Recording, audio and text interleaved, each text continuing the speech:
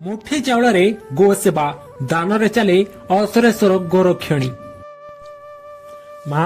गोरक्षणी मुष्टि भिक्षा दियो मा शब्दरू आरंभ मा शब्दरे शेष हेउथिबा एई चतुर्दश अक्षर संबलित संबोधन को शुणी चलचंचल होई पड़ती गृहकर्ती मा माने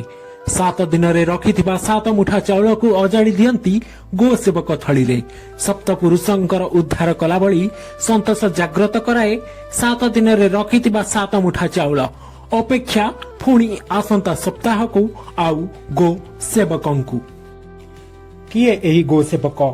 जार दरकार 7 दिन 7 मुठा चाउल के उद्देश्य रे एपरि एक निरवच्छिन्न व्यवस्था दीर्घ 81 वर्ष हेब चली आसुची आसंतु जानिबा यार इतिहास संपर्क रे। समय थिला 1943 मसिया इंग्रेज शासन समय महात्मा गांधी को नीति आ आदर्श रे अनुप्राणित होई स्वर्गत जलधर नायक सन 1943 मसिया श्रावण मासर चिता लगी अमावास्या दिन परमार्थी युवक संघ आनुकूल्य रे असुरेश्वर गोरक्षिणी नामक प्रतिष्ठान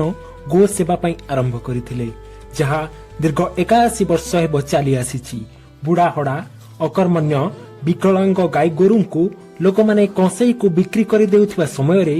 असुरेश्वर गोरक्षिणी गो सेवक माने सेमानक ठारू किणी आनी सेवा करिथांती।